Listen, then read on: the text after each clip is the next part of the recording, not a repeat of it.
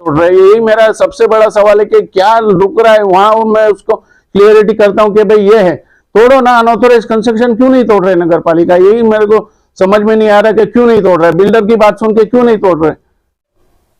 दोस्तों नमस्कार।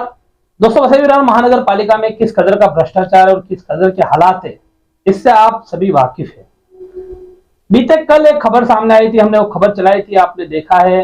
वसई विरार महानगर पालिका प्रभाग समिति सी के सहायक आयुक्त ग्लिसन गोंसाल्विस को क्राइम यूनिट 3 ने हिरासत में लिया है। उनके ऊपर आरोप यह है कि जो विरार पूर्व की रमाबाई अपार्टमेंट नामक बिल्डिंग में हादसा हुआ था, वो बिल्डिंग गिर गई थी अगस्त महीने में।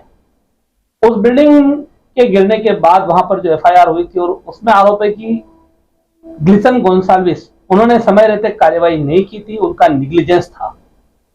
तो उस निग्लिजेंस के चलते, लापरवाही के चलते उनको भी आरोपी बनाया गया। कल उनको हिरासत में लिया गया। उनको आने वाले 10 तारीख तक कस्टडी पुलिस की मंजूर हुई। हमने खबर चलाई थी, आपने देखा था। उसी प्रभाग समिति सी चंदन सार के घर में भी हम है, हमारे साथ खोजेमा पत्रावाला हमारे साथ है। और इनका एक ऐसा मामला है जिसमें ग्लिसन तो इस समय अभी हाल ही में सहायक आयुक्त थे। ग्लिसन नहीं तो और भी कई लोग, कई अधिकारी उसमें उनकी लापरवाही कहे या कर्तव्य में कसूर कहे या जानबूझकर पब्लिक को परेशान करना कहे, ऐसा इनके साथ पिछले कई सालों से होता चला जा रहा है। हम इनसे बात करते हैं। इसके पहले इनकी स्टोरी जरा सा आपको बताऊं तो ये विरार के वीर सावरकर नगर में इनका खुद का एक जूना घर था। वो जूने घर की जगह पर इन्होंने 2013 में, इनके माताजी जब हयात थे, जिंदा थे, और इनके माताजी और इनकी बहनों के नाम पे वो घर था। इन्होंने एक बिल्डर से करार किया और करार करके बिल्डर को घर बांधने, बिल्डिंग बांधने के लिए उसको पावर ऑफ अटर्नी दिया। अब बिल्डर ने अपने करार का, अक्सर बिल्डर वसई विरार के कैसे हैं कहने की जरूरत नहीं है, उसने वहां महानगर पालिका में परमिशन के लिए फाइल पुटअप किया। लीगली उसने 3 माला का परमिशन लिया और लीगल तौर पर काम शुरू किया। लेकिन लीगल में इलीगल का जो चलन वसई विरार में है उसको उसने भी फॉलो करते हुए 3 माले लीगल होने के बाद में 1 माला इलीगल, चौथा माला इलीगल बना दिया। इस बिल्डिंग में हम यहीं पे इस समय इसी बिल्डिंग में बैठे हैं। अब्बास मंदिर इस बिल्डिंग का नाम है और इस बिल्डिंग का चौथा माला इलीगल है। अब जब इलीगल गया, कुछ शिकायतें महानगर पालिका में गई। शिकायतें महानगर पालिका में जाने के बाद में महानगर पालिका ने इनकी माताजी, जो कि अभी मरहूम हो चुकी है, जहरा अब्बास पत्रावाला, उनके नाम पर एमआरटीपी नोटिस निकाला। और एमआरटीपी नोटिस आने के बाद ये एक छोटा मोटा व्यवसाय करने वाले, एक दुकान लेकर बैठने वाले, इनको इस चीज का एहसास हुआ कि कुछ तो गलत हुआ है। तो उन्होंने महानगर पालिका को उस नोटिस का जवाब दिया और साथ ही साथ उन्होंने महानगर पालिका से, तभी 2015-16 की बात है, इन्होंने 2015-16 में महानगर पालिका को बोला भाई चौथा माला अगर इलीगल है तो हमें इलीगल कुछ चाहिए नहीं, आप तोड़ दो। तो वो दिन 2015-16 का और आज 2025 है, 10 साल निकल गए। इस बिल्डिंग का कंस्ट्रक्शन पूरा हुआ नहीं है। ऐसा सरकारी नियम है कि कोई भी डेवलपमेंट का काम अगर शुरू होता है तो एक टाइम पीरियड होना चाहिए। अभी उसके लिए काफी कुछ सामने आया है। रेरा का भी वो जो सिस्टम आया उसी लिए आया कि बिल्डर लोग पहले काम को काफी लंबा देते थे, तो वो टाइम पीरियड होना चाहिए। लेकिन बिल्डिंग आधी अधूरी आज भी है और आधी अधूरी होने के बावजूद इसमें 1 माला इलीगल है। और अब ये लगातार महानगर पालिका के चक्कर काट रहे हैं कि जो इलीगल है उसे आप इलीगल हमारे बिल्डिंग से हटा दो, हमको लीगल रहने दो, खाली जितना लीगल है उतना ही रहने दो। तो इनकी काफी इंटरेस्टिंग ये स्टोरी तो है ही। साथ ही साथ महानगर पालिका की जो लापरवाही है, महानगर पालिका का जो रवैया है, उसको साफ तौर पर उजागर कर रही है। तो हम बात करते हैं। अजय भाई, मैंने काफी कुछ अपने दर्शकों को जानकारी दी है, लेकिन क्या कहना चाहेंगे, मामला कहां से शुरू हुआ? 2013 में ये नादिर हबीबुल्ला खान जो साइबर कंस्ट्रक्शन के ऑनर हैं, उनको हम लोग ने एक एग्रीमेंट नोटरी किया हुआ था। हालांकि रजिस्टर उसके पास पैसे का कुछ अभाव था, तो हम लोग ने उनसे वो भी लोन करवा के दिया था दूसरे के पास से। तो वो सब कार्रवाई हम लोग ने पैसा देकर उनसे काम सब सपोर्ट करके एक ट्रस्ट के हिसाब से दिया कि नहीं हमारा काम नहीं बिगाड़ेगा और जगह हम लोग को डेवलप करके देंगे। तो करार किया था उस टाइम पे नोटरी के ऊपर। उसके बाद हम लोग ने 2013 से जो स्टार्ट किया था 16 तक बराबर चला। अभी उन्होंने ऐसे ट्रस्ट में लिया कि भाई हम चौथा माला तो मतलब बनाने का है तो परमिशन के बगैर नहीं बनाना, उनको खुला किया था। मेरे अगर काम के अंदर करना है तो पूरा लीगल, उनका वैसे रिकॉर्ड भी बाहर का भी था कि भाई अनऑथोराइज काम करते हैं, लेकिन मैंने ये बोला कि नहीं मेरी जगह के अंदर में, मेरा पड़ोसी ही है वो नादिर हबीबुल्लाह खान मेरे पड़ोस में ही रहता है, लेकिन मैं बोला अपने जगह के हिसाब से अपने साथ तो नहीं करेगा। लेकिन वो बोलते हैं ना कि जो कुत्ते की धूम रहती है टेढ़ी की टेढ़ी ही रहती है, बिल्डर है तो करेगा। लेकिन उन्होंने, मैं यही बोला था परमिशन लेके करना, परमिशन नहीं लिया। उन्होंने मेरे को ट्रस्ट में लिया कि नहीं हुजैम भाई मैं ओसी लाके दूंगा और मैं सब ये आपको बराबर से क्लियर करके दूंगा, आपको सही तरीके से करके दूंगा। उसी दौरान उनके किसी आजू बाजू पड़ोस वाले ने आरटीआई में डाला और उसके अंदर बोला कि तीसरे से चौथा माला क्यों आया, तो मैंने उसी टाइम पे रोक दिया। उस रोकने के लिए वो बिल्डर जो था और ज्यादा भड़क गया कि भाई मैं मेरे हिसाब से करूंगा काम। मैं बोला नहीं, तेरे हिसाब से नहीं, नगर पालिका अगर परमिशन देती है तो ही करो। तो मैंने उसके वो जो बोले चाली के अंदर तोड़ने भी आए थे दो, मैंने बोल दिया कि मैंने ये अनऑथोराइज कंस्ट्रक्शन है, पहला निकाल दो और उसके बाद ही जो परमिशन से काम करना है तो करो। तो उस दौरान मेरा और उनसे बोला चाली हो गई और उसके अंदर हम लोग ने, उन्होंने चौथे माले पर एक अननोन आदमी था उनको डाल दिया चौथे माले पे के ताकि नगर पालिका तोड़े नहीं। एक चौथे माले पे एक संजय खेड़ेकर है जो उनको डाल दिया कि भाई वो फ्लैट हमारे हिस्से के अंदर आ रहा था, मेरे ही कि भाई अगर हम लोग का बंटवारा हुआ 50-50% का एग्रीमेंट था तो 50% के हिसाब से वो फ्लैट मेरा ही बना था। लेकिन वो मेरे को अंधेरे में रख के उसने वो फ्लैट के अंदर घुसा दिया और ताकि नगर पालिका तोड़े नहीं। लेकिन वो जो चौथे माले पे तोड़ने के बाद 2 बार तोड़ने भी आए थे तो उन्होंने कुछ, अभी मुझे बोलने की जरूरत तो है नहीं कि भाई नगर पालिका के साथ जो आते हैं अधिकारी उनसे और बिल्डर की बातचीत होती है फिर निकल जाते हैं। 2 बार आए थे तोड़ने के लिए, दोनों बार निकल गए। कब की बात है, कब तोड़ने? ये आए थे 2019 में एक बार आए थे, 2018 में भी आए थे, 19 में आए थे, उनका नाम तो नहीं मालूम लेकिन आए थे मेरे पास और दोनों साथ पुलिस का पूरा काफिला आया था। इतने साल निकल गए 2018-19 के बाद, तो उसके बाद क्या हुआ? 18 के बाद, हाँ 18 के बाद वो तो बाद में हम लोग को केस फाइल करना पड़ा। 2019 में हम लोग ने केस फाइल किया कि वो लोग ने स्टे लेके आए। अभी अनऑथोराइज कंस्ट्रक्शन है तो स्टे भी मिल गया उनको, पैसे देके क्या कुछ नहीं हो सकता, तो स्टे भी ले लिया। हम लोग ने स्टे फाइट किया और स्टे के साथ आज 6 साल के बाद 2025 के अंदर स्टे भी उसका वेकेंट हो गया, मतलब नहीं मिला उनको एक्सटेंशन। और अभी नगर पालिका में रिसेंटली मैंने ये बॉम्बे हाईकोर्ट से नोटिस निकाली है, नगर पालिका को नोटिस, उसका जवाब भी नहीं आया है। मैं आज कम से कम 3 महीने से चक्कर काट रहा हूं तो हो जाएगा।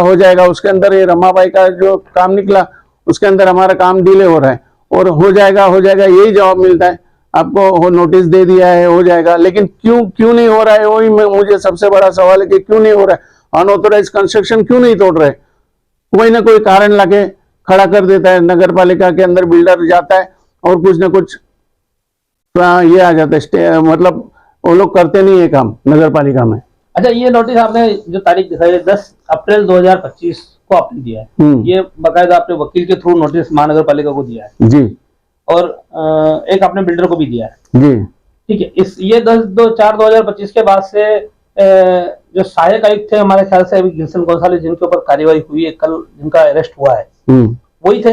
हाँ वही थे। उन्होंने मेरे साथ बराबर पेपर देखे कि नहीं आपका हो जाएगा। मैंने अक्षय ठाकुर का नाम लिया, वो इंजीनियर है नगर पालिका में, तो उन्होंने ये बोला कि तुम काम कर तो आम्हाला जरा लोड है।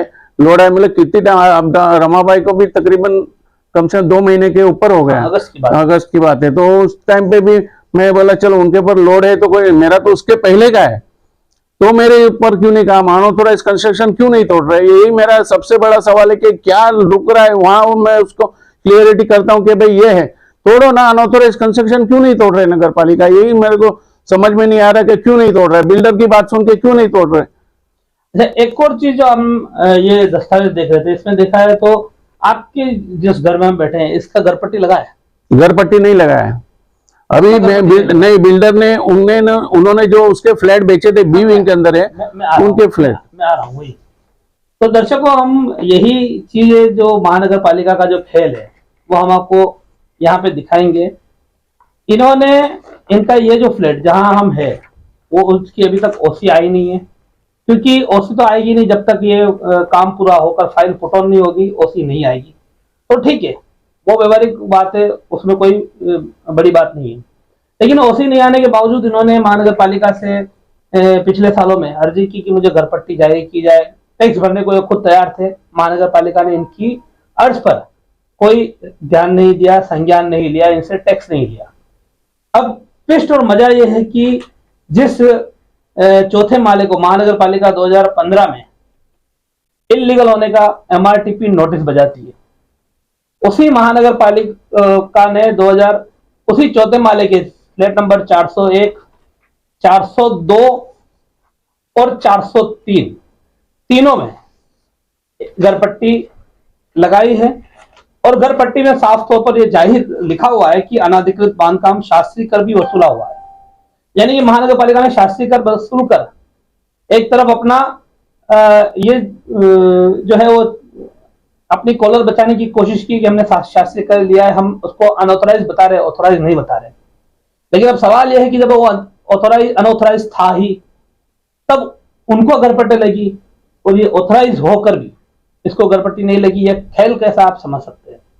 अभी इन्होंने जैसा बताया कि पिछले कई लंबे समय से इस चीज को महानगर पालिका को खुद सामने से बोल रहे कि तोड़ दो। एक लैंडलॉर्ड खुद बोलता है कि मेरी जो हिस्सा इलीगल है उसको तोड़ दो, तो तोड़ा नहीं जा रहा है। अब एक 2016 में वसई विरार महानगर पालिका तत्कालीन महासभा ने एक ठराव पास किया था। उस ठराव में यह था कि इलीगल कंस्ट्रक्शन को रेगुलाइज किया जा सके। तो इलीगल कंस्ट्रक्शन को रेगुलाइज किया जा सकने वाला एक ठराव पास किया था। उसकी आड़ लेकर जो इनका बिल्डर है उन्होंने क्या किया, अभी फाइल महानगर पालिका में पुट ऑन किया कि हमारा जो इलीगल है उसको आप रेगुलाइज करो। तो ठीक है, अगर रेगुलाइज हो सकने जैसा होगा तो होना चाहिए। लेकिन उसमें भी इनका ऐसा कहना है, जब हम बात कर रहे थे तो इन्होंने ऐसा कहा कि इनको वो जानकारी नहीं है। बराबर ना? बराबर है, बराबर। ये जब आपको रेगुलाइज करने के लिए जब फाइल डाली गई तब आपको मुझे मालूम ही नहीं था। ये तो मैंने नगर पालिका से पेपर निकाला है, क्योंकि मुझे कान पे बात आई कि वो लोग ने नगर रचना में मेरे पूछे बगैर एप्लीकेशन किया है। तो मतलब मैं लैंडलॉर्ड हूँ, मेरी जगह का मेरे को मालूम नहीं, तो मैंने आरटीआई डाल के पेपर निकाला हुआ है। तो अब महानगर पालिका ने 31/3/2023 को ये इनको एक पत्र भेजा इनके नाम से। इनकी माता जी जिनका नाम था, जिनके नाम पे सीसी थी, जो सीसी 3 माला की जाहिर थी, उसमें इनके माता जी के नाम से भेजा था कि आपके आर्किटेक्ट ने जो फाइल पुट ऑन किया है उसमें जो पेपर मांगे गए थे वो पेपर जमा नहीं किए हैं। इसके लिए आपकी जो हरकती है, आपकी जो ये मांगनी है वो पूरी नहीं होगी। अभी हम इसको फिलहाल जो है वो हम नकारते हैं, आपका यह रेगुलाइज नहीं हो पाएगा। तो रेगुलाइज होने के लिए, किए जाने के लिए इन्होंने अर्ज की नहीं थी, बिल्डर और आर्किटेक्ट ने मिलकर की थी, ये इनका आरोप है। इस पे भी ये देखना पड़ेगा कि ये दस्तावेज में क्या है, नहीं मूल दस्तावेज में। तो ये भी एक बड़ा सवाल है। अब फिर बात वही आती है कि जब कोई हादसा होता है और जरूरत महसूस लगती है, तब हमको लगता है कि यहाँ निग्लिजेंस है।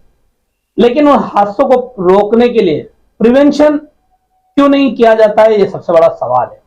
और जब कोई बार बार महानगर पालिका में जा रहा है, बार बार खुद सामने से कह रहा है कि हमें ये व्यवहार नहीं चाहिए, तब उसकी सुनवाई क्यों नहीं हो रही? इसके पीछे क्या कारण है?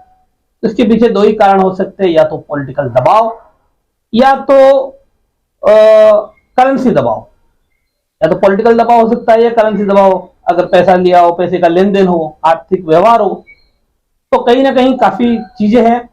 हमने इस बारे में महानगर पालिका के इंजीनियर से बात की, तो उन्होंने हमारी बात का कोई सही जवाब नहीं देते हुए गोलमोल जवाब दिया है कि मैं आपको बाद में बताता हूं। और इस बारे में महानगर पालिका इंजीनियर उनसे सहायक आयुक्त तो फिलहाल अभी कस्टडी में है, उनसे हमारी बात नहीं हुई, लेकिन इंजीनियर से हमने बात की तो उन्होंने गोल बोल जवाब दिया है। अब इस मामले पर देखा जाएगा कि महानगर पालिका का क्या रवैया रहता है। और आपको एक खबर इसमें जाते जाते दिखाऊंगा, स्वतंत्र सागर साप्ताहिक अखबार जिसकी मैंने ही ये खबर लिखी हुई है 2019 की। 2019 से आज 2025 6 साल बीत गए हैं और ये मामला जस का तस वहां का वहां है। इस पे महानगर पालिका कुछ भी कार्यवाही करने को तैयार नहीं है। ये थी बसी विरार महानगर पालिका की हकीकत। और जब भाई पत्रकार हमारे साथ थे, हमने इनकी ये दस्तावेज आपको दिखाए। ये सब चीजें जो सामने है, आप तय करिए कि बसी विरार महानगर पालिका में क्या होता है और क्या प्रशासन किस तरह से चल रहा है। फिलहाल आज की इस वीडियो में इतना ही, मिलेंगे आगे अगले वीडियो में। फिलहाल के लिए अभी के लिए यही रुकेंगे। नमस्कार, जय हिंद, जय महाराष्ट्र। हमारे चैनल सैफ न्यूज लाइव पर अपने व्यापार और सेवा से संबंधित विज्ञापन प्रसारण हेतु दिए गए मोबाइल नंबर पर संपर्क करें।